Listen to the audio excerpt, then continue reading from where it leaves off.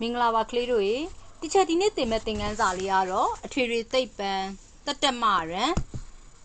်စနေဟောင်းဖြစ်တဲ့အထွေထွေသိပ္ပံတတ္တမရန်စနေဟောင်းကအခန်းလေးစွမ်းရင်အကြောင်းပဲဖြစ်ပါတယ်နော်တီချာအဲ့စွမ်းရင်အကြောင်းကိုသားတို့သမီးတို့ကိုအတန်နဲ့အလင်းကိုရှေ့မှာဗီဒီယိုဖိုင်လေးတစ်ခုနဲ့တီချာဖော်ပြပေးသွားပြီနော်အခုကဂငယ်လျှက်စစ်နဲ့တန်လိုက်ခေါင်းစဉ်ကြီးရဲ့အောက်ကစာလေးတွေဖြစ်ပါတယ်ဖတ်စာမျက်နှာ53ကနေ65အတွင်းမှာရှိပါတယ်လျှက်စစ်နဲ့တန်လိုက်မှာလျှက်စစ်တက်ခဲနဲ့ဘက်ထရီကိုအကြောင်းကိုတီချာပထမဦးစွာပြောပြလိုပါတယ်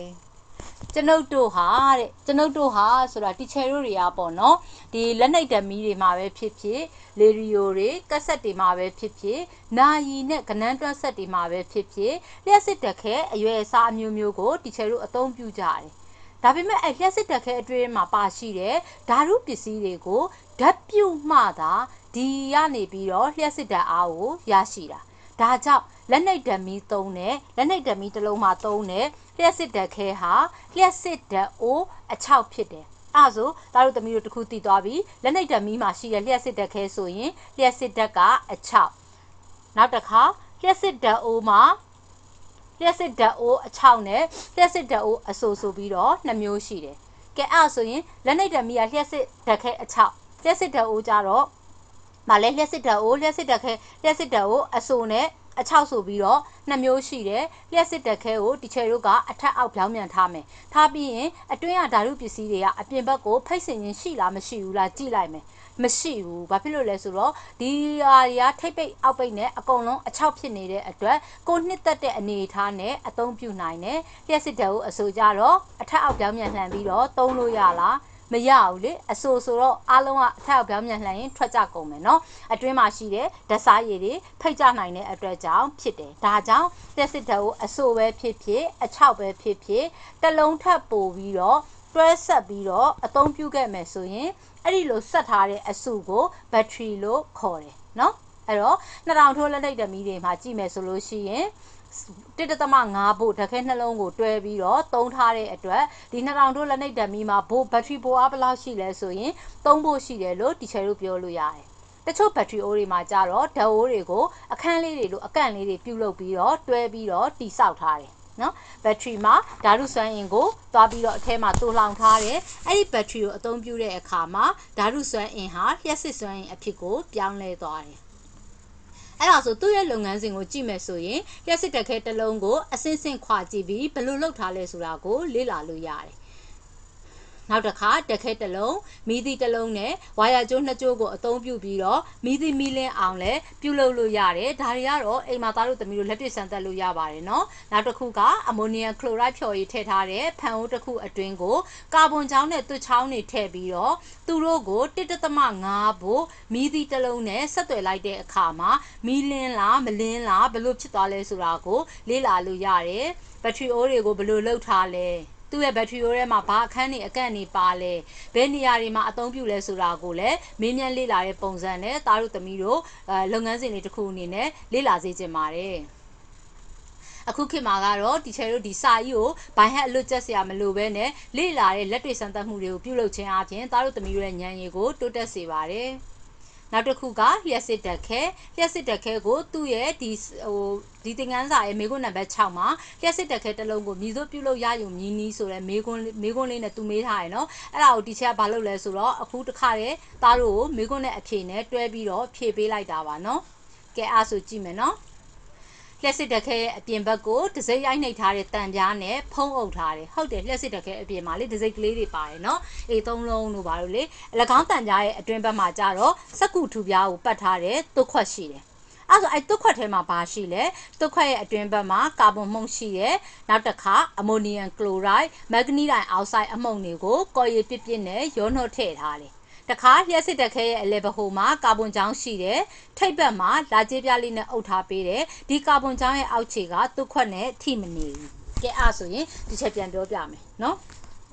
လျှက်စစ်ဓာတ်ခဲရဲ့အပြင်ဘက်ကိုတစိမ့်ရိုက်နှိပ်ထားတယ်ဘာနဲ့အုပ်ထားလဲတံပြားနဲ့အုပ်ထားတယ်ပြီးရင်တံပြားရဲ့အတွင်းဘက်မှာကျတော့ဒီမှာစက္ကူထူဟုတ်လားနော်စက္ကူထူဂတ်ထုပြားပတ်ထားတဲ့သွတ်ခွက်အထဲထဲမှာရှိတယ်အဲ့ဒီသွတ်ခွက်ရဲ့အတွင်းဘက်မှာကျတော့ဘာတွေထည့်ထားလဲကာဗွန်မှုန့်နော် ကာဗွန်မှုန့်ရဲ့နောက်တစ်ခါအမိုနီယမ်ကလိုရိုက်ရဲ့ကာဗွန်မှုန့်ရဲ့မက်ဂနီဒိုင်အောက်ဆိုက်ရဲ့နောက်တချို့မှာဇင့်ကလိုရိုက်တို့ရေတို့ကော်တို့ပါမယ်နော်အဲ့ဒါကိုသူကဗာလဲမက်ဂနီဒိုင်အောက်ဆိုက်နဲ့ဒီ၃ခုကိုဇင့်ကလိုရိုက်နဲ့သူကရောလိုက်တယ်ရောပြီးတော့ကော်ရည်ပြစ်ပြစ်နဲ့ရေနဲ့ရောပြီးတော့ဒီထဲမှာထည့်ထားတယ်ဒီလျှက်စစ်တက်ခဲရဲ့အလဲဘဟိုမှာကြတော့ကာဗွန်ကြောင်း2ချောင်းပါရှိမယ်ထိပ်ဘက်မှာကြတော့ကြေးပြားပါရှိမယ်အဲ့ဒီကြေးပြားကိုကြတော့သူကဘာလုပ်ထားလဲကြေးဝါထိပ်ပိတ်လေးနဲ့ကြေးပြားလေးနဲ့အုပ်ထားပေးတယ်နော်နောက်တစ်ခါဒီကာဗွန်ကြောင်းရဲ့အောက်ခြေမှာကြတော့တုတ်ခွက်နဲ့ထိမနေအောင်ဒီနားမှာကတ်သက်ပြီးတော့လုပ်ပေးထားတယ်တုတ်ခွက်ရဲ့ထိပ်ဘက်မှာဂျိတ်ပိတ်တာနော်ဂျိတ်တာမှမဟုတ်ရင်ဖျောင်းရည်တစ်မျိုးနဲ့လောင်းပြီးတော့ပိတ်ထားတယ်အဲ့ချိတ်ဆိုတဲ့စကားကိုအဖေအမေတွေကိုမေးကြည့်ဟိုးရင်တော့ကသူတို့တွေဟာဟိုသားသမီးကိုအမွေပေးတာတို့တေတန်းစာတို့နောက်အရန်ရေးကြီးတဲ့စာရွက်စာတမ်းတို့ရေးခဲ့မယ်ဆိုရင်စက်ကူရဲ့အညိုကြီးထဲမှာသူတို့ရေးတဲ့စာရွက်ကိုထည့်တယ်နောက်မဲတုံအခဲလေးရှိတယ်နော်အဲ့ဒါလေးနဲ့မီးလေးရှို့ပြီးရင်ဒီထိတ်မှာဒီလိုမျိုးလေးဆွဲချလိုက်တယ်အဲ့ဒါချိတ်ပိတ်တယ်လို့ခေါ်တယ်နော်နောက်တစ်ခုကတုတ်ခွက်ကလျှက်စစ်အမတိုင်းဖြစ်ပြီးတော့ဒီတုတ်ခွက်ကြီးကလျှက်စစ်အမတိုင်းဖြစ်မယ်ဒီကနေဆင်းလာတဲ့ကာဗွန်ကြောင်းကလျှက်စစ်အဖိုတိုင်းဖြစ်မယ်နော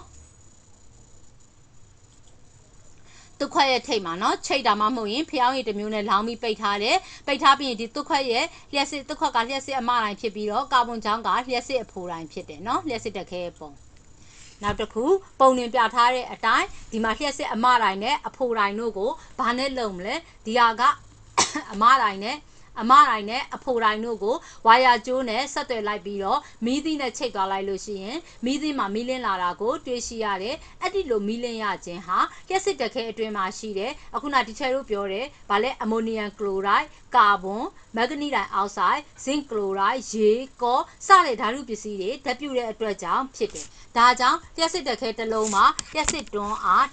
1.5ဖို့ရှိတယ်ဓာတ်ခဲနှလုံးကိုဆက်ပြီးတော့သာသုံးမယ်ဆိုရင်သုံးဖို့ရရှိပါတယ်နော်ဒါကြောင့်ဘာဖြစ်လဲ2000တို့လက်နှိပ်ဓာတ်မီးတွေမှာ3ဖို့ဒါမှမဟုတ်လို့ရှိရင်2.5ဖို့တွန်းအားခံနိုင်တဲ့လျှက်စစ်မီးသီးတွေကိုအသုံးပြုသင့်တယ်ဒါကတော့ဒီချေတို့လက်နှိပ်ဓာတ်မီးတွေမှာဒီဓာတ်မီးလေးတွေမှာဆိုထိတ်မှာလေမီးသီးလေးတွေရှိတယ်လေသူပြောတာအဲ့ဒါကိုပြောတာနော်နောက်တစ်ခါလျှက်စစ်တက်ခဲများမှာလျှက်စစ်ဓာတ်အားကုန်ခန်းရခြင်းဟာဘာကြောင့်လဲတဲ့သူကတကယ်လို့မေးခဲ့ရင်ကိုကဖြေလို့ရတယ်အမိုနီယမ်ကလိုရိုက်ပျော်ဝင်တဲ့အခုနဒီထဲမှာဒီချေတို့ထည့်ထားတဲ့ဓာတုပစ္စည်းတွေเนาะအဲ့ဒီကကော်ရခန်းချောက်သွားပြီးတော့တုတ်ခွက်နံရံနေစားသွားတဲ့အတွက်ကြောင့်ဖြစ်တယ်ဒါကြောင့်သုံးရင်းနဲ့ဓာတ်ခဲတွေဟာအာရင်ကုန်ခန်းပြီးမီးမလင်းဘူးဆိုတာကိုကသိရမယ်အမိုနီယမ်ကလိုရိုက်ပျော်ဝင်တဲ့ကော်ရတွေခန်းချောက်ပြီးတော့တုတ်ခွက်နံရံနေစားတဲ့အတွက်ဒီဓာတ်ခဲဟာအသုံးပြုလို့မရတော့ဘူးမီးမလင်းတာကိုတွေ့ရှိရတယ်နောက်တစ်ခုကတော့လျှက်စစ်ဓာတ်အိုးအဲ့ဒါကိုလည်းမေခွန်းနံပါတ်9မှာလျှက်စစ်ဓာတ်အိုးအဆိုတစ်လုံးပြုတ်လုထားပုံကိုပုံနှင့်တကွရေးသားဖြည့်ဆိုပါဆိုပြီးတော့ဖော်ပြထားတယ်เนาะတော့ဒီမှာအဖြေတစ်ခါလေးလုပ်ပေးထားတယ်เนาะလျှက်စစ်ဓာတ်အိုးအဆိုတစ်လုံးကိုအောက်ပါအတိုင်းပြုတ်လုထားသည်တဲ့ဒီမှာเนาะဒါလျှက်စစ်ဓာတ်အိုးအဆိုကြီးသူ့ထဲမှာအမိုနီယမ်ကလိုရိုက်ဖြော်ရည်ကိုထည့်ထားမယ်ဟုတ်ပြီနောက်တစ်ခါကာဗွန်ချောင်းနဲ့သွချောင်းတွေကိုထည့်ထားမယ်နောက်တစ်ခါအမတိုင်းနဲ့အဖိုတိုင်းရှိမယ်ဝါယာကျိုးနဲ့မီးသီးကိုသွားမယ်ဒီမီးသီးဟာ1.5ဖို့ရှိတယ်မီးသီးဖြစ်တယ်အဲ့တော့အမိုနီယမ်ကလိုရိုက်ပျော်ရည်ထည့်ထားတော့ဖန်အိုးတစ်ခုအတွင်းကိုကာဗွန်ချောင်းသွချောင်းကာဗွန်ချောင်းနဲ့သွချောင်းကိုထည့်ပါတဲ့ကဲထည့်လိုက်ပြီးသွချောင်းသည်လျှက်စစ်အမတိုင်းဖြစ်ပြီးကာဗွန်ချောင်းသည်လျှက်စစ်အဖိုတိုင်းဖြစ်သည်အဲ့မှာမှတ်ကမှာကအပေါင်းလက္ခဏာဆိုအဖိုအနှုတ်လက္ခဏာဆိုအမเนาะအဲ့တော့ကာဗွန်ချောင်းနဲ့သွချောင်းနဲ့သူတို့ကိုတဲ့1.5ဖို့ရှိတဲ့မီးသီးတစ်လုံးနဲ့ဆက်သွယ်လိုက်မယ်ဆိုရင်လျှက်စစ်တက်စီးပြီးတော့တဖြည်းဖြည်းမီးသီးမီးလင်းလာတာကိုတွေ့ရှိရမယ်နောက်တစ်ခုအသွင်းနိုင်တဲ့လျှက်စစ်ဓာတ်အိုးဆိုတာဘာတွေလဲတဲ့ကဲအသွင်းနိုင်တဲ့လျှက်စစ်ဓာတ်အိုးတဲ့အချို့လျှက်စစ်ဓာတ်အိုးတွေမှာကြတော့လျှက်စစ်ဓာတ်အားကိုအလိုလျောက်မပေးနိုင်ဘူးရှိပါတယ်အိမ်မှာတချို့ဘက်ထရီတွေဒီချေတို့ပြန်ပြီးတော့မိုးရေတွေနဲ့ဗာလဲဘက်ထရီဆိုင်တွေမှာတွားပြီးတော့အားပြန်ဖြည့်ရတာတွေလေနော်ရှေးဦးစွာ၎င်းဓာတ်အိုးများအသွင်းသို့လျှက်စစ်ဓာတ်အားသွင်းပြီးမှတဖန်ပြန်လဲထုတ်ယူသုံးစွဲနိုင်သည်တဲ့ဤကဲ့သို့သောဓာတ်အိုးများအားလှောင်ဓာတ်အိုး storage battery များဟုခေါ်သည် battery ဆိုတာကဓာတ်အိုးနော် storage ကလှောင်တာကိုပြောတာ STORE store နဲ့အတူတူပဲနော် sulfuric acid ထည့်ထားတဲ့ဖန်အိုးအထဲကိုခဲပြားနှစ်ခုကိုထောင်ပြီးတော့ဒီချေတို့ထည့်လိုက်မယ်အဲ့ဒီကနေပြီးတော့လျှက်စစ်ဓာတ်အားကိုထုတ်ယူပြီးအသုံးပြုမယ်ဆိုရင်တဲ့ပထမဦးဆုံးလက်နှိပ်ဓာတ်မီးသုံးဓာတ်ခဲတစ်လုံးကိုယူပြီးပုံမှာပြထားတဲ့အတိုင်းဟ ဟုတ်ပြီနော်ဒီမှာ sulfuric acid ထည့်ထားတယ်အိုးထဲမှာသွပ်ပြားနဲ့ခဲသွပ်ပြားနဲ့ခဲပြားကိုထည့်ထားမယ်လျှက်စစ်အမတိုင်းနဲ့အဖိုတိုင်းနဲ့ဒီကဓာတ်ခဲကိုအရင်စမ်းမယ်ပြီးမှမီးသီးကိုစမ်းမယ်နော်ဒါအားလောင်တဲ့အိုးတွေကိုအားသွင်းတာနော်အဲ့တော့သူ့ကိုဘယ်လောက်ကြာအောင်သွင်းရမလဲတနာရီခန့်ကြာအောင်သွင်းပေးရမယ်ပြီးရင်ဆက်သွယ်ထားတဲ့ဝါယာကြိုးတွေကိုဖြုတ်ပြီးတော့ဓာတ်အိုးထဲမှာရှိတဲ့ခဲပြားငုတ်တိုင်နှစ်ခုဒီခဲပြားငုတ်တိုင်နှစ်ခုကိုဘာနဲ့ဆက်မလဲ1.5ဖို့မီးသီးနဲ့ဆက်လိုက်တဲ့အခါမှာဒီဘက်ချက်မှာမီးသီးမီးလင်းလာတာကိုတွေ့ရှိရပါတယ်ဒါပေမဲ့ကြာရှည်မီးလင်းလားမလင်းဘူးဘာလို့လဲဆိုတော့လျှက်စစ်ဓာတ်အိုးထဲမှာသွင်းထားတဲ့လျှက်စစ်ဓာတ်အားကကုန်သွားတဲ့အတွက်မီးသီးမီးငိမ့်တာဒါကြောင့်လျှက်စစ်ဓာတ်အိုးကလျှက်စစ်ဓာတ်အားကိုထုတ်ယူအသုံးပြုလို့မယ်ဆိုရင်ဒီလျှက်စစ်ဓာတ်အိုးဆိုတာဘက်ထရီအိုးတွေကိုပြောတာเนาะအဲ့တော့လျှက်စစ်ဓာတ်အားကိုတစ်ခါပြန်ပြီးတော့သွင်းပေးရတယ်အဲ့ဒီလျှက်စစ်ဓာတ်အိုးဟာလျှက်စစ်ဓာတ်အားဘို့နှစ်ဘို့ကိုသူထုတ်ပေးတယ်နောက်တစ်ခုကဘက်ထရီအိုးအဲ့ဒါလေးမေကွန်းနံပါတ်8မှာဘက်ထရီအိုးကိုဘယ်လိုပြုလုပ်ထားလဲပုံနှစ်တစ်ကွဖြည့်ဆိုပါဆိုပြီးတော့ဖော်ပြထားပါတယ်ဘက်ထရီအိုးထဲမှာခဲပြားတွေကိုစီလျက်နဲ့ထည့်ထားမယ်ပြီးရင်သူမှာတီးခြားအခန်းငယ်လေးတွေအများကြီးပါမယ်ဒါပေမဲ့အခုနတီချယ်တို့ထည့်ထားတဲ့ခဲပြားကိုဘယ်လိုထားမလဲအချင်းချင်းမထိအောင်လို့သူ့ကြားမှာအက်ဆစ်တန်ခံနိုင်တဲ့ဖန်စတွေဖိုက်ဘာပြားတွေနဲ့တင်းတင်းကြပ်ကြပ်နဲ့ညှက်ပြီးတော့ထည့်ထားမယ်အဲ့တော့တစ်ခုကျော်ခဲပြားမှာကြတော့တွဲဆက်ထားတဲ့အတွဲတွဲကိုအိုးဖုံးပေါ်မှာရှိတဲ့အဖုံငုံနဲ့ပဲဖြစ်အခြားတွဲကိုအမငုံနဲ့ဖြစ်ဆက်သွယ်ထားမယ်ဟုတ်ပြီအဲ့ဒါဆိုရင်ဒီမှာတီချာအခုနပြောသွားတဲ့ဟာเนาะဗါတဲ့လေ तू ကဘက်ထရီအိုးထဲမှာခဲပြားတွေကိုစီထည့်ထားတဲ့ဒီမှာအခန်းငယ်လေးတွေเนาะအခန်းငယ်လေးတွေပါတယ်သူတို့ခဲပြားကိုအချင်းချင်းမထိအောင်လို့ဘာလုပ်ထားလဲအထဲထဲမှာအက်ဆစ်တန်ခံနိုင်တဲ့ဖန်စတွေเนาะဒီကြားတွေထဲမှာเนาะဒီကြားတွေထဲမှာဖန်စတွေနောက်တစ်ခါဖိုက်ဘာပြားတွေနဲ့တင်းကျပ်စွာညှက်ပြီးတော့ထည့်ထားမယ်တစ်ခုကျော်ခဲပြားတွေနဲ့ဗာလဲတွဲဆက်ထားတဲ့အတွဲတွဲကိုအိုးဖုံးပေါ်မှာရှိတဲ့ဒီမှာလေအဖုံငုံနဲ့ပဲဖြစ်ဖြစ်အခြားတွဲကိုအမငုံနဲ့ပဲဖြစ်ဖြစ်ဆက်သွယ်ထားမယ်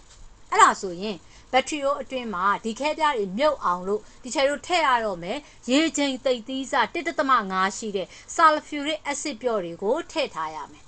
အဲ့ဒါဆိုရင်အဲ့ဒီအခန်းထဲမှာပထမအခန်းမှာရှိတဲ့အဖုံငုံနဲ့ဒုတိယအခန်းမှာရှိတဲ့အမငုံကိုဘက်ထရီအိုးရဲ့အဖုံးပေါ်မှာခဲချောင်းနေနဲ့ဒီခဲချောင်းနေနဲ့တဖြည်းဖြည်းဆက်သွယ်ထားရမယ်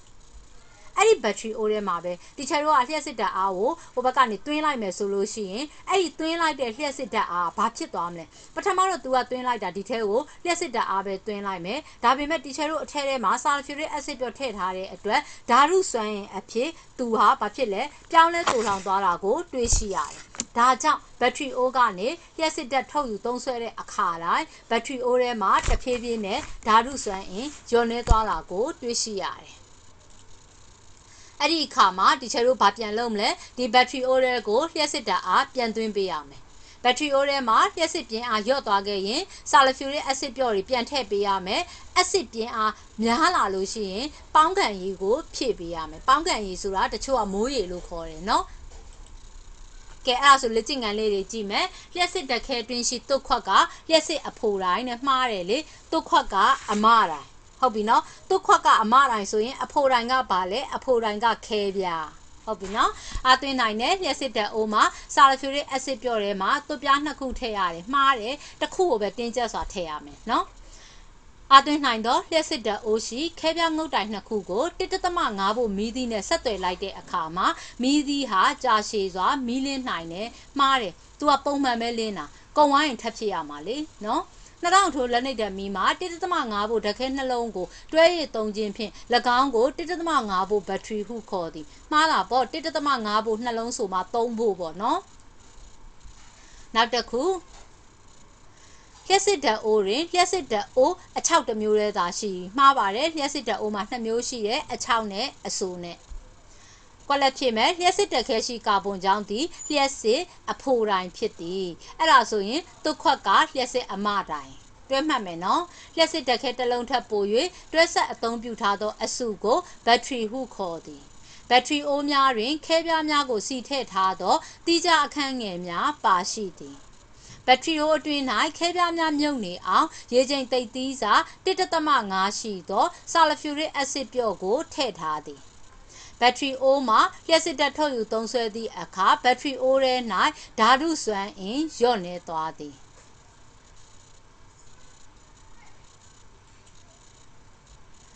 ဖြေမှန်လေးတွေရွေးမယ်နော်လျှက်စစ်တက်ခဲတစ်လုံးကနေပြီးတော့လျှက်စစ်တွန်းအား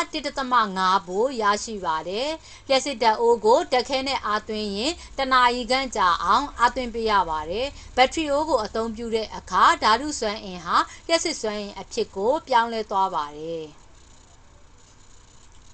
ဘက်ထရီအိုးမှာအက်ဆစ်ပြင်းအားလျော့သွားခဲ့လို့ရှိရင်ဘာကိုထည့်ပေးရမလဲဆာလဖျူရစ်အက်ဆစ်ပျော့ကိုထည့်မယ်အကယ်၍ဘက်ထရီအိုးမှာအက်ဆစ်ပြင်းအားများလာရင်ပေါင်းခံရည်လို့ခေါ်တဲ့မိုးရည်ကိုထည့်ပေးရပါမယ်အဲ့မှာဒီချက်လူရင်းသာဖြေပါဖြေလေးတွေပေးထားရယ်နော်လျှက်စစ်တက်အားကိုလျှက်စစ်တက်ခဲရနေဘယ်လိုရရှိလဲဒါကတော့ဒီချက်ကသားတို့သမီးတို့ကိုအချိန်မကုန်စေခြင်းလို့ထည့်ပေးလိုက်တာပါတကယ်တမ်းကကိုယ့်ဘက်ကိုဖတ်စာအုပ်ထဲမှာရှာပြီးတော့ဖြည့်ကြည့်ရင်တော့ပိုကောင်းပါတယ်နော်လျှက်စစ်တက်ခဲအတွင်းမှာရှိတဲ့ဓာတုပစ္စည်းတွေကိုဓာတ်ပြုခြင်းဖြင့်၎င်းတို့မှာလျှက်စစ်တက်အားကိုရရှိသည်လျှက်စစ်တက်ခဲထဲမှာလျှက်စစ်တက်အားဘာကြောင့်ကုန်ခန်းရလဲလျှက်စစ်တက်ခဲများတွင်လျှက်စစ်တက်အားကုန်ခန်းရခြင်းမှာအမိုနီယမ်ကလိုရိုက်ပျော်ဝင်သောကော်ရည်ခန်းခြောက်ခြင်းနှင့်သွက်ခွက်နယံများစားသွားခြင်းတို့ကြောင့်ဖြစ်ပါသည်လျှက်စစ်တက်ကိုအဆိုပြုလုပ်ရင်ဖန်အိုးထဲကိုဘာပျော်ရည်ထည့်ရမလဲအဆိုပြုလုပ်ရင်ဖန်အိုးထဲကိုအမိုနီယမ်ကလိုရိုက်ပျော်ရည်ထည့်ရမယ်အားသွင်းနိုင်တဲ့လျှက်စစ်ဓာတ်အိုးတွေကိုဘယ်အက်ဆစ်ကိုထည့်ရမလဲဆာလဖျူရစ်အက်ဆစ်ကိုထည့်ရမယ်ဘက်ထရီအိုးဆိုတာဘာလဲဘက်ထရီအိုးအဆိုပဲဖြစ်ဖြစ်အချောက်ပဲဖြစ်ဖြစ်တစ်လုံးတက်ပို့ပြီးတွဲသုံးရင်အဲ့ဒီတွဲဆက်ထားတဲ့အစုကိုဘက်ထရီလို့ခေါ်တယ်ကဲအဲ့ဒါဆိုရင်တီချာတို့ဒီမှာကြည့်ပြီးတော့အညွှန်းစာတမ်းလေးတွေကိုထိုးကြည့်ရအောင်ပါဒါကဘယ်အကြောင်းလဲဆိုတော့တီချာတို့လျှက်စစ်ဓာတ်ခဲအကြောင်းကိုဖော်ပြထားတာပါပထမဆုံးဘာကိုထည့်မလဲပထမဆုံးကာကြီးဘာကိုထည့်မလဲကျေးဝါထိပ်ပိတ်လေးကိုအရင်လာမယ်သူကကာကြီးခါခွေပေးထားတာတားတို့သမီးတို့ဒါဘာတွေလဲဆိုတာမေးတာเนาะပထမဆုံးအမိုနီယမ်ကလိုရိုက်ဗာလဲဇင့်ကလိုရိုက်ကောကာဗွန်မက်ဂနီဒိုင်အောက်ဆိုက်ရေသူတို့ကိုကော်ရည်ခပ်ပြင်းပြင်းကိုထည့်မယ်နော်နောက်တစ်ခါကာကြီးကဘာမျိုးစားလဲကျေးဝါထိပ်ပိတ်နဲ့ပိတ်မယ်ခါခွေးကချိတ်ပိတ်မယ်ဂန့်ငယ်ကဒါကသွက်ခွက်နေရန်နော်ကာကြီးကအထဲကစက်ကူထူsorry အပြင်ကစက်ကူအထဲထဲကသွက်ခွက်เนาะဒီဘက်ချမ်းကတော့ကာဗွန်ချောင်းတစ်ချောင်းလေးပါเนาะဒါလေးတွေကိုအညွှန်းလေးတွေကစာမေးပွဲမှာမေးနိုင်ပါတယ်တေချာဖတ်ရှုလေ့လာပေးကြပါเนาะအဲ့ဒီအောက်ကဒီဟာတွေကတော့ဒီချက်ဆော့အပေါ်မှာဒီမေးခွန်းတွေကဖော်ပြပြီးသွားပြီเนาะကဲအဲ့ဒါဆိုရင်ဆက်လက်ဆောင်ရွက်မယ်ဘာဆောင်ရွက်မလဲဒီချက်တို့3000တို့လက်နှိပ်တံမီတွေမှာလျှက်စစ်တွန်းအားဘယ်လောက်ရှိလဲဘာကြောင့်လဲတဲ့အဲ့ဒါလေးတွေကိုဖြည့်ကြည့်ကြเนาะ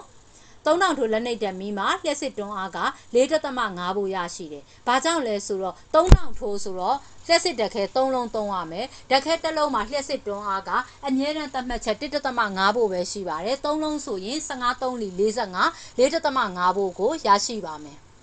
လျှက်စစ်တက်ခဲနဲ့ဝါယာကြိုးကိုဆက်လိုက်ရင်ဘာကြောင့်မီးလင်းလာတယ်လဲတဲ့လျှက်စစ်အမတိုင်းနဲ့အဖိုတိုင်းတို့ကိုဝါယာကြိုးနဲ့ဆက်သွယ်ရင်မီးသီးမှာမီးလင်းလာတယ်ဘာလို့လင်းလာလဲဆိုရင်လျှက်စစ်တက်ခဲအတွင်းမှာရှိတဲ့ဓာတုပစ္စည်းတွေဟာတစ်ခုနဲ့တစ်ခုဓာတ်ပြုတဲ့အတွက်ကြောင့်ဖြစ်ပါတယ်ဒါကြောင့်လျှက်စစ်တက်ခဲတစ်လုံးမှာလျှက်စစ်တွန်းအား 1.5 ဖို့ရှိပြီးတော့ဓာတ်ခဲနှလုံးဆက်သုံးရင်3ဖို့ရမယ်ဒါကြောင့်2000ထိုးလက်နှိပ်ဓာတ်မီးတွေမှာ3ဖို့သို့မဟုတ် 2.5 ဖို့တွန်းအားခံနိုင်တဲ့မီးသီးတွေကိုပဲသုံးရပါမယ်အဲ့လိုတွန်းအားမခံနိုင်တဲ့မီးသီးတွေကိုသုံးမယ်ဆိုရင်မီးကျွန်းသွားတာကိုတွေ့ရှိရပါမယ်ဒါကြောင့်လျှက်စစ်တက်ခဲတွေမှာလျှက်စစ်တက်အားကုန်ခန်းတာဘာကြောင့်လဲအမိုနီယမ်ကလိုရိုက်ပျော်ဝင်တဲ့ကော်ရည်ခန်းခြောက်သွားတာရဲ့သွက်ခွက်နယံနေစားသွားတာကြောင့်ဖြစ်ပါတယ်နံပါတ်3လျှက်စစ်ဓာတ်အိုးအဆိုကိုအထက်အောက်ပြောင်းပြန်ထားပြီးမှအသုံးပြုနိုင်ပါသလားအဘယ်ကြောင့်နည်းတဲ့မရဘူးလေလျှက်စစ်ဓာတ်အိုးအဆိုကအထက်အောက်ပြောင်းပြန်ထားမှတော့ဘာဖြစ်လဲအသုံးပြုလို့မရဘူးအတွင်းကနေပြီးတော့သူ့ရဲ့ဓာတ်စားရည်တွေဖိတ်ကျသွားမှာပေါ့အချောက်ဆိုရင်တော့အထက်အောက်ပြောင်းပြန်လှန်ပြီးတော့သုံးလို့ရတယ်နော်ဘက်ထရီအိုးတွေကိုဘယ်နေရာမှာအသုံးပြုလဲဘက်ထရီအိုးတွေကိုမီးထွန်းရန်နဲ့ကားတွေမှာအသုံးပြုပါတယ်လျှက်စီးပတ်လံဘိုးအားနဲ့လျှက်စီးကြောင်လျှက်စစ်ဓာတ်ခဲတစ်လုံးရဲ့ဘက်ထရီအိုးအကြောင်းကိုဒီချယ်တို့ရှေ့မှာသိရှိခဲ့ပြီးပါပြီเนาะဆက်ပြီးတော့သူတို့ကိုလျှက်စစ်မီးသီးတစ်လုံးနဲ့ဆက်သွယ်လိုက်ရင်လျှက်စီးပတ်လန်းဟာဘလို့ဖြစ်ပေါ်လာလဲဆိုတာကိုဒီချယ်တို့လေ့လာကြည့်ကြရအောင်လျှက်စီးပတ်လန်းတစ်ခုကိုအောက်ပါအတိုင်းဆက်သွယ်ပြီးတော့လေ့လာစေခြင်းတဲ့ဟုတ်ပြီမီးသီးတစ်လုံးကိုဝါယာကြိုး2ကြိုးခလုတ်တစ်ခုနဲ့ဓာတ်ခဲတစ်လုံးယူပါတဲ့မီးသီးဘာဖြစ်လဲ ဒီချက်ပြန်ပြောမယ်နော်မီးသီးတစ်လုံးဝါယာကျိုးဟာတစ်ကျိုးနှစ်ကျိုးဝါယာကျိုးနှစ်ကျိုးနောက်တစ်ခါခလုတ်တစ်ခုနော်ခလုတ် switch ခလုတ်တစ်ခုနောက်တစ်ခါဗာလဲဓာတ်ခဲတစ်လုံးကိုယူလိုက်ပါတဲ့ကဲယူပြီးသွားပြီမီးသီးကိုဝါယာကျိုးနှစ်ဆက်သွယ်ပြီးဓာတ်ခဲနှစ်ပုံတွင်ပြထားသည့်အတိုင်းဆက်သွယ်ပါမီးသီးကိုတီချယ်တို့ဝါယာကျိုးနဲ့ဆက်သွယ်လိုက်မယ်ဓာတ်ခဲကိုလည်းပုံမှာပြထားတဲ့အတိုင်းဆက်သွယ်မယ်ခလုတ်ကိုဒီခလုတ်ကိုဖွင့်လိုက်ပိတ်လိုက်ဖွင့်လိုက်ပိတ်လိုက်လုပ်ကြည့်မယ်ဘယ်လိုပြောင်းလဲသွားလဲဟုတ်ပြီဘလို့ပြောင်းလဲသွားလဲဆိုရင်ဒါကပြောင်းလဲသွားတဲ့အကြောင်းဒါပေမဲ့သူ့ကိုမေခွန်းနံပါတ်၄မှာပျက်စီးပတ်လန်းတစ်ခုတွင်မီးသီးမီးလင်းလာပုံကိုပုံနှိပ်တစ်ကွဖော်ပြပါဆိုပြီးတော့ရှင်းပြောပြထားတယ်အဲ့ဒါကိုဒီချက်ဒီမှာအဖြေတစ်ခါရေးပေးလိုက်တာနော်လျှက်စစ်မီးသီးကနေပြီးတော့ဝါယာကျိုးနှစ်ဆကာကြီးနဲ့ခါခွေးကိုလျှက်စစ်ဓာတ်ခဲနဲ့ဆက်သွယ်ရင်မီးသီးမီးလင်းမယ်။ဘာကြောင့်လင်းလဲလျှက်စီးချောင်းဟာဓာတ်ခဲအတွင်းမှာရှိတဲ့သွတ်ခွက်ကနေတဆင့်ကာဗွန်ချောင်းကနေတဆင့်မီးသီးကနေတဆင့်သွတ်ခွက်ကိုတဖြည်းဖြည်းစီးဆင်းသွားတဲ့အတွက်ကြောင့်ဖြစ်တယ်နော်။ဒါကြောင့်အဲ့ဒီလိုလျှက်စစ်စီးနေတဲ့လမ်းကြောင်းကိုလျှက်စီးပတ်လမ်း electric circuit လို့ခေါ်ပါတယ်နော်။လျှက်စီးလမ်းကြောင်းဖြစ်ပေါ်ဖို့အတွက်ဘက်ထရီကပေးရတဲ့လျှက်စစ်တွန်းအားကိုကြတော့ဘိုအား voltage လို့ခေါ်တယ်เนาะအဲ့တော့သမီးတို့သားတို့တကယ်လို့လျှက်စစ်မီးဖိုတွေမှာသွားကင်ကြည့်လိုက်လို့ဓာတ်လိုက်နေတယ်ဆိုလို့ရှိရင်ဒီလျှက်စစ်စီးနေတဲ့လမ်းကြောင်းလျှက်စီးပတ်လမ်း electric circuit တစ်ခုခုဟာအထဲထဲမှာပြစ်နေတဲ့အတွက်ကြောင့်ဒါဟာဓာတ်လိုက်ခြင်းဖြစ်တယ်เนาะအဲ့ဒါလေးကိုအတွေးခေါ်လေးတွေနဲ့တွေးခေါ်ပြီးတော့စဉ်းစားဆင်ခြင်ကြည့်ကြပါเนาะကဲခလုတ်ကိုဖွင့်လိုက်မယ်မီးသီးဟာမီးလင်းသွားမယ်ခလုတ်ကိုပိတ်လိုက်ရင်မီးသီးဟာမီးမလင်းဘူးဘာကြောင့်လဲလျှက်စီးပတ်လမ်းပြတ်တောက်သွားပြီးလျှက်စစ်မစီးလို့ခလုတ်ကိုဖွင့်လိုက်ရင်လျှက်စီးပတ်လမ်းဝင်လာမယ်မီးလင်းလာမယ်ခလုတ်ကိုပိတ်လိုက်ရင်လျှက်စီးပတ်လမ်းဟာမဝင်တော့ဘူးမီးမလင်းတော့ဘူးဒါကြောင့်ကျွန်ုပ်တို့တီချာတို့သားတို့သမီးတို့နေတဲ့နေအိမ်တွေမှာထွန်းထားတဲ့လျှက်စစ်မီးသီးနဲ့မီးချောင်းမှာရှိတဲ့မီးကောင်းလေးတွေဟာဝါယာကြိုးစနှစ်ဆရှိတယ်လျှက်စစ်ဓာတ်အားထုတ်တဲ့ဆက်ကနေပြီးတော့လျှက်စစ်ဓာတ်ကဝါယာကြိုးကနေတစကနေပြီးတော့မီးသီးကိုဝင်ရောက်မယ်ပြီးရင်တခြားတစကနေပြန်ထွက်မယ် in out ပေါ့နော်အဲ့လိုပုံစံမျိုးတခါလျှက်စစ်ဓာတ်အားထုတ်တဲ့ဆက်ကိုသူကပြန်ပြီးတော့ဥတီပြန်ရောက်သွားမယ်အဲ့ခါမှာဘာဖြစ်မလဲလျှက်စီးပတ်လမ်းတစ်ပတ်ပြည့်ပြီးတော့မီးလင်းလာမယ်အဲ့ဒီလျှက်စီးပတ်လမ်းမှာလျှက်စစ်မီးခလုတ်တွေကိုထားတဲ့အတွက်မီးခလုတ်ကိုအဖွင့်ပိတ်လုပ်မယ်လျှက်စီးပတ်လမ်းကိုဖြတ်တောက်ပေးမယ်ဆက်သွယ်ပေးမယ်ဒါတွေကိုသူတို့ပြုလုပ်တယ်ကဲအဲ့ဒါဆိုရင်အမှားမှန်လေးကိုကြည့်မယ်လျှက်စီးပတ်လမ်းမှာစီးနေလေလျှက်စစ်ပမာဏကိုဘိုးအားဟုခေါ်သည်မှားတာပေါ့လျှက်စီးမှာစီးနေမှာတော့လျှက်စီးကြောင်းဖြစ်တာပေါ့လျှက်စီးကြောင်းဖြစ်ပေါ်စေဖို့ဘက်ထရီမှာလျှက်စစ်တွန်းအားပေးရသည်မှန်ပါတယ်မီးခလုတ်များသည်လျှက်စီးပတ်လမ်းကိုဖြတ်တောက်ပေးခြင်းဆက်သွယ်ပေးခြင်းပြုလုပ်သည်မှန်ပါတယ်လျှက်စစ်စီးနေသောလမ်းကြောင်းကိုလျှက်စီးပတ်လမ်းဟုခေါ်သည်လျှက်စီးပတ်လမ်းစီးနေသောလျှက်စစ်ပမာဏကိုလျှက်စီးကြောင်းဟုခေါ်သည်လျှက်စီးကြောင်းဖြစ်ပေါ်ဖို့ဘက်ထရီမှပေးရတဲ့ဘိုးအားကိုလျှက်စစ်တွန်းအားလို့ခေါ်သည်မေကွန်းတိုလေးတွေဖြည့်ကြည့်ရအောင်လျှက်စီးပတ်လမ်းဆိုတာဘာလဲလျှက်စစ်စီးနေတဲ့လမ်းကြောင်းကိုလျှက်စီးပတ်လမ်းလို့ခေါ်တယ်လျှက်စီးကြောင်းဆိုတာဘာလဲလျှက်စီးပတ်လမ်းမှာစီးနေတဲ့လျှက်စစ်ပမာဏကိုလျှက်စီးကြောင်းလို့ခေါ်တယ်ဘိုးအားဆိုတာဘာလဲလျှက်စီးကြောင်းဖြစ်ပေါ်ဖို့ဘက်ထရီအားပေးရတဲ့လျှက်စစ်တွန်းအားကိုဘိုးအားလို့ခေါ်ပါတယ်လျှက်စီးပတ်လမ်းတစ်ခုမှာခလုတ်ကိုပိတ်ရင်မီးသီးမလင်းဘူးဘာကြောင့်လဲလျှက်စီးပတ်လမ်းတစ်ခုသွားနေတဲ့လမ်းတစ်ခုကိုခလုတ်ကိုပိတ်လိုက်တယ်ဆိုတာကသူ့ရဲ့လျှက်စီးပတ်လမ်းပြတ်တောက်သွားတဲ့အတွက်ကြောင့်ဖြစ်ပါတယ်နော်ကဲလျှက်စီးပတ်လမ်းတစ်ခုမှာမီးသီးမီးလင်းလာပုံနဲ့ဒီချက်အပေါ်မှာဖော်ပြပေးပြီနော်ကဲဆက်လက်ဆောင်ရွက်ကြရအောင်ဘာတွေဆောင်ရွက်အောင်မလဲတင်ရဲ့နေအိမ်မှာထွန်းထားတဲ့မီးသီးမီးချောင်းမီးလင်းလာတာဘလို့လင်းလဲရှင်းပြပေးတဲ့ကဲရှင်းပြရတော့မယ်လျှက်စစ်မီးသီးနဲ့မီးချောင်းမှာဝါယာကြိုးလေးနှစ်ဆရှိပါတယ်လျှက်စစ်ဓာတ်ထုတ်ပေးတဲ့ဆက်ကနေပြီးတော့လျှက်စစ်ဓာတ်ကပထမ A ဝါယာကြိုးကနေပြီးတော့မီးသီးစီကိုဝင်မယ် B ဝါယာကြိုးကနေပြန်ထွက်မယ်သူထုတ်ပေးတဲ့ဆက်ကိုပြန်ရောက်သွားမယ်ဒါဆိုရင်လျှက်စီးပတ်လမ်းဟာတစ်ပတ်ပြည့်ပြီးတော့မီးလင်းလာမယ်အဲ့ဒီလျှက်စီးပတ်လမ်းမှာသူကမီးခလုတ်လေးတွေထားတဲ့အတွက်မီးခလုတ်ဒီ switch မီးခလုတ်တွေကို switch on switch off လုပ်မယ် switch on ဆိုလို့ရှိရင်ဖွင့်ပေးမယ် switch off ဆိုလို့ရှိရင်ပိတ်ပေးမယ်ဒါကြောင့်ဒီပတ်လမ်းမီးခလုတ်တွေဟာဒီပတ်လမ်းကိုဖြတ်တောက်မယ်ဆက်သွယ်တာတွေပြုလုပ်ပေးပါတယ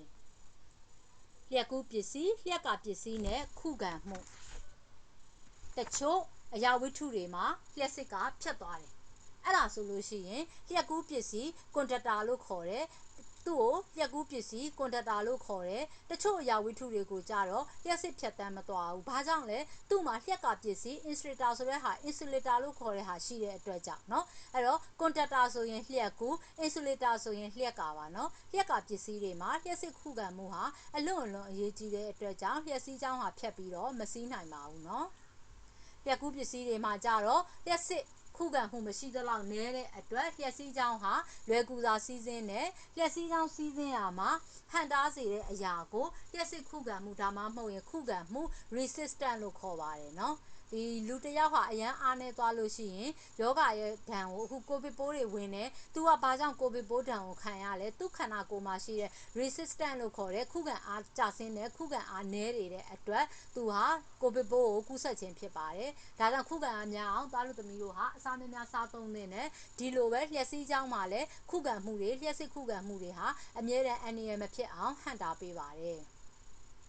လုပ်ငန်းစဉ်လေးကိုကြည့်မယ်ဆိုရင်ကျေးနန်းကျိုးရဲ့တက်ခဲတစ်လုံးရဲ့မီးသီးလေးရဲ့ပြင်တစ်ချက်ရဲ့ကိုပုံမှာပြထားတဲ့အတိုင်းလျှက်စီးပတ်လန်းတစ်ခုပြုလုပ်မယ်လျှက်စီးပတ်လန်းကိုဖြတ်ထားတဲ့ငုတ် A နဲ့ငုတ် B ကို6တွေ့မှုရှိတဲ့ဝါးတွေတစ်သားခဲပြက်မြေပြူတမဏိစွန်တမဏိခရင်နဲ့ကျင်းနီတော့သူတို့နဲ့ဆက်သွယ်မယ်ဘယ်လိုပြောင်းလဲသွားလဲဆိုတာလေ့လာမယ်လျှက်ကူးပစ္စည်းလျှက်ကပစ္စည်းကိုရွေးထုတ်မယ်ကဲအဲ့ဒါဆိုဒီချက်ပြန်ပြောမယ်နော်ကျေးနန်းကျိုးဘယ်မှာလဲကျေးနန်းကျိုးတစ်ချောင်းနောက်တစ်ခါဓာတ်ခဲဒီမှာဓာတ်ခဲနောက်တစ်ခါမီးသီးနောက်တစ်ခါပြင်ချက်ဒီပြင်ချက်ကြီးเนาะအဲ့မှာပုံမှာပြထားတဲ့အတိုင်းလျှက်စီးပတ်လန်းတစ်ခုကိုပြုလုပ်မယ်ပြီးရင်ငုတ် A နဲ့ငုတ် B နဲ့ကို6တွေ့တဲ့ဝါပဲဖြစ်ဖြစ်တစ်သားခဲပြက်မြေပြူဒီမှာတော့တမဏိခရင်ပေါ့เนาะတမဏိစွန်းကျင်းနီတော်တွေနဲ့ဆက်သွယ်ပြီးဘလို့ပြောင်းလဲသွားလဲအဲ့ဒါကိုလေ့လာပြီးလျှက်ကူးပစ္စည်းနဲ့လျှက်ကပစ္စည်းကိုတီချာတို့ရွေးထုတ်ကြရအောင်6တွေ့တဲ့ဝါတစ်သားခဲပြက်မြေပြူနဲ့စမ်းတက်ရင်မီးသေးဟာမီးမလင်းဘူးဘာလို့လဲဒီပစ္စည်းတွေကိုဖြတ်တန်းပြီးတော့လျှက်စစ်ပစ္စည်းလျှက်စစ်ကမစီးနိုင်ဘူးဒါကြောင့်သူတို့ကိုလျှက်ကပစ္စည်းလို့ခေါ်တယ်တမဏိစွန်းတမဏိခရင်ကျင်းနီတော့ကြတော့စမ်းတက်တဲ့အခါမှာမီးသီးမီးလင်းတာကိုတွေ့ရတယ်ဒီပစ္စည်းကိုဖြတ်ပြီးတော့လျှက်စစ်ကမစီးနိုင်တဲ့အတွက်လျှက်ကူးပစ္စည်းဖြစ်တဲ့အတွက်သူကမီးလင်းတာပါအဲ့ဒါဆိုရင်ဒီလိုမျိုးဝါတစ်တာခဲပြက်မြေပြူ6တွေ့တဲ့အရာဆိုလို့ရှိရင်လျှက်ကပစ္စည်းတမဏိစွန်တမဏိခရင်ကျင်းနီတော့ဒီလိုမျိုးတန်နဲ့ပတ်သက်ပြီးကျင်းနီနဲ့ပတ်သက်တာဆိုရင်လျှက်ကူးပစ္စည်းပါနော်လျှက်စစ်ဖြတ်တန်းပြီးစီးဆင်းတဲ့အရာဝတ္ထုကိုလျှက်ကူးပစ္စည်းလို့ဒီချေတို့ခေါ်နိုင်တယ်လို့လျှက်စစ်ဖြတ်တန်း၍မစီးနိုင်သောအရာဝတ္ထုကိုကြတော့လျှက်ကပစ္စည်းလို့ခေါ်ပါတယ်နောက်တစ်မျိုးလျှက်ကူးပစ္စည်းတွေကဘာတွေလဲရွှေငွေကျင်းနီတန်တုတ်တထုပစ္စည်းတွေဖြစ်ပြီးတော့လျှက်ကာဆိုရင် rubber plastic ဖန်ကြွေတဲ့အဝိစတစ်သားအချောက်စတဲ့ပစ္စည်းဖြစ်တယ်ဒါပေမဲ့လျှက်ကပစ္စည်းတွေရေးဆိုရင်လျှက်စစ်ပြတ်တန်းစီးဆင်းနိုင်တာကိုသတိပြုကြရပါမယ်ဘာလို့လဲဆိုဓာတ်လိုက်တက်လို့ပါနော်ကဲမေကွန်းလေးတွေဖြည့်ကြည့်ရအောင်လျှက်စီးကြောင်း၌ဟန်သားစေသောအရာကိုခုခံမှုဟုခေါ်သည်မှန်ပါတယ်လျှက်စစ်ကူးနိုင်သောပစ္စည်းများမှာဝါတစ်တော်ခဲပြက်မြေပြူတို့ဖြစ်သည်မှားပါတယ်သူတို့တွေဟာမကူးနိုင်ပါဘူးလျှက်ကပစ္စည်းများ၌ရေးဆိုနေလျင်လျှက်စစ်ဖြတ်တန်းစီးဆင်းနိုင်သည်မှန်ပါတယ်လျှက်ကပစ္စည်းများ၌လျှက်စစ်ခုခံမှုမရှိသလောက်နည်းသည်မှားပါတယ်အဲ့ဒီမှာလျှက်စစ်ခုခံမှုအားအလွန်ကြီးပါတယ်နော်အဖြေမှန်လေးတွေရွေးရအောင်လျှက်စစ်ဖြတ်တန်း၍စီးဆင်းသောအရာဝတ္ထုကိုလျှက်ကူးပစ္စည်းဟုခေါ်သည်လျှက်စစ်ဖြတ်တန်း၍မစီးနိုင်သောအရာဝတ္ထုကိုလျှက်ကပစ္စည်းဟုခေါ်သည်အဲ့ဒါဆိုရင်လျှက်စစ်ဖြတ်တန်းစီးနိုင်တဲ့အရာဝတ္ထုဟာလျှက်ကူးဆိုလျှက်ကူးပစ္စည်းကဘာလဲငွေပါလျှက်ကပစ္စည်းကဘာလဲတစ်သားစပွဲပါနော်အောက်မှာဖော်ပြထားတဲ့ပစ္စည်းတွေဟာတဲ့လျှက်ကူးပစ္စည်းသို့မဟုတ်လျှက်ကပစ္စည်းဖြစ်သည်ကိုခွဲခြားပြပါဒါကတော့သားတို့သမီးတို့ကိုယ့်အကူဖြည့်ကြည့်မယ်ဘာလို့လဲဆိုတိချက်အကုန်ဖြည့်ပေးရင်သားတို့သမီးတို့ရမှာမဟုတ်တော့ဘူးเนาะကိုယ့်အကူဒါလေးတွေဖြည့်ကြည့်ပါမယ်เนาะအဲ့တော့မေကွန်းတိုလေးတွေပြောပြပါမယ်လျှက်ကူးပစ္စည်းဆိုတာဘာလဲလျှက်စစ်ဖြတ်တန်းသွားနိုင်တဲ့အရာဝတ္ထုကိုလျှက်ကူးပစ္စည်းလို့ခေါ်ပါတယ်เนาะလျှက်ကပစ္စည်းဆိုတာကရောဘာလဲလျှက်စစ်ဖြတ်တန်းမသွားနိုင်တဲ့အရာဝတ္ထုကိုလျှက်ကပစ္စည်းလို့ခေါ်ပါတယ်အဲ့ဒါဆိုရင်တီချယ်တို့လျှက်ကူးပစ္စည်း၃မျိုးကိုဖော်ပြပါဆိုရင်ဂျင်းနန်းကျိုးတန်ကြောင်တုတ်ကလျှက်ကူးပစ္စည်းဖြစ်ပြီးလျှက်ကပစ္စည်း၃မျိုးက plastic rubber ဖန်တို့ပဲဖြစ်ပါတယ်เนาะကဲဆက်လက်ဆောင်ရွက်မယ်ဘာတွေဆောင်ရွက်အောင်မလဲ ဟုတ်ပြီတန်လိုက်ခုံတက်တီကိုကြည့်ပါမယ်တင်သည်လျက်ကူးပစ္စည်းသို့မဟုတ်လျက်ကပစ္စည်းဖြစ်ပါသလားအဘယ်ကြောင့်နည်းတဲ့ဒါတွေကတော့ဖြည့်ကြည့်မယ်နော်နောက်တစ်ခါဒီချက်ကလျက်စီးရဲ့တန်လိုက်ခုံတက်တီလေးကိုဖော်ပြမယ်ဒီတန်လိုက်ခုံတက်တီအကြောင်းကိုသားတို့သမီးတို့စထမရန်မှာလေ့လာခဲ့ပြီးပြီလို့ထင်ပါတယ်နော်တန်လိုက်ချောင်းလေးတွေရဲ့မျိုးမတူတဲ့တန်လိုက်ဝင်ရိုးစုလေးတွေဟာတစ်ခုနဲ့တစ်ခုဝင်ရိုးစုချင်းဆွဲငင်ကြပြီးတော့မျိုးတူတဲ့တန်လိုက်ဝင်ရိုးစွန်းဟာအချင်းချင်းတွန်းခံတဲ့ဆက်ပြီးတော့လျက်စီးမှာလည်းတန်လိုက်ခုံတက်တီရှိတာကိုတွေ့ရှိရပါတယ်သူ့ရဲ့လုပ်ငန်းစဉ်လေးကိုကြည့်မယ်နော်တန်လိုက်အိမ်မြောင်တစ်ခုဒီမှာတန်လိုက်အိမ်မြောင်လေးရှိမယ်တန်လိုက်အိမ်မြောင်တစ်ခုအနီးကိုလျှက်စစ်စီးနေတဲ့ဝါယာကြိုးတစ်ချောင်းကိုယူလာပါမယ်ယူလာပြီးရင်တန်လိုက်အိမ်မြောင်ဟာသူ့ကိုစမ်းတက်လိုက်သူ့ရှေ့မှာထားလိုက်တဲ့အခါမှာတောင်နှစ်မြောင်မပြဘဲနဲ့လဲသွားတာကိုတွေ့ရှိရတယ်အဲ့ဒီလိုပဲတန်လိုက်အိမ်မြောင်တစ်ခုအနီးကိုလျှက်စီးနေတဲ့ဝါယာကြိုးတစ်ချောင်းကိုပုံလွင်ပြထားသည့်အတိုင်းထားရှိလိုက်ရင်တန်လိုက်အိမ်မြောင်ဟာလဲသွားတယ်ဒါကြောင့်ဒီလိုမျိုးလျှက်စီးမှာလဲတန်လိုက်ခုံတက်တီရှိတာကိုတွေ့ရှိရတယ်နော်နောက်တစ်ခုကလျှက်စီးတွင်တန်လိုက်ကုန်တက်တီရှိကြောင်းမြည်စို့စမ်းသပ်နိုင်တဲ့နည်းတဲ့မိကုနံပါတ်2ခါခွေးမှာမိထားတာလေးကိုဒီချက်တစ်ခါရဲဖြည့်ပေးထားတာပါလျှက်စီးမှာ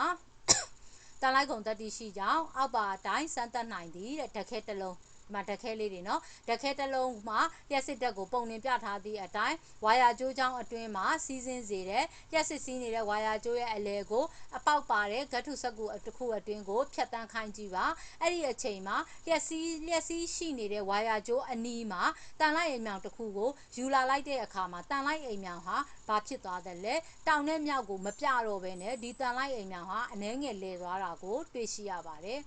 အဲ့ဒီအခါမှာတန်လိုက်အိမ်မြောင်ကိုဝါယာကျိုးရဲ့ဘေးပတ်ပတ်လည်တက်ရှောင်းနေရာပြောင်းပြီးတော့ထားပြီးလေးလာလှည့်ရင်တန်လိုက်အိမ်မြောင်လက်တံပြောင်းလဲညွှန်ပြကြောင်းကိုတွေ့ရမယ်။ဒါကြောင့်လျှက်စီးမှာတန်လိုက်ကုန်တက်တီရှိကြောင်းကျွန်တော်တို့သိရှိနိုင်တာပါ။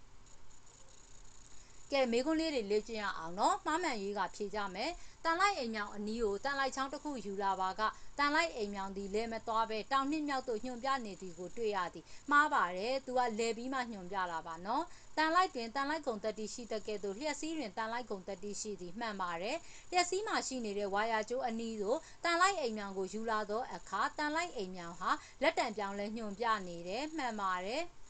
လျှက်စစ်စီးနေတဲ့ဝါယာကျိုးအနီးကိုတန်လိုက်အိမ်မြောင်ကိုယူလာတဲ့အခါမှာတန်လိုက်အိမ်မြောင်ဘာကြောင့်လဲသွားလဲတဲ့ဘာကြောင့်လဲလဲသူ့ရဲ့လျှက်စီးမှာတန်လိုက်ကုန်တက်တီရှိလို့လဲတာပေါ့အဖြစ်အရှင်းလေးနော်လျှက်စီးမှာတန်လိုက်ကုန်တက်တီရှိတာကိုဘယ်လိုစမ်းသပ်လဲဒီချက်အပေါ်မှာဖော်ပြပြီးပါပြီနော်ကဲစာရှည်တဲ့အတွက်သားတို့သမီးတို့ကိုဒီချက်ကဗီဒီယိုဖိုင်လေးနှစ်ခုနဲ့ခွဲပြီးတော့ရှင်းပြပေးတာပါနော်အခုနောက်ပိုင်းမှာစွမ်းအင်နှင့်အလုပ်စွမ်းအင်ကြီးအဓိပ္ပာယ်အကြောင်းကိုဒီချက်ဆက်ပြီးတော့ရှင်းပြပေးပါမယ်ကျေးဇူးတင်ပါတယ်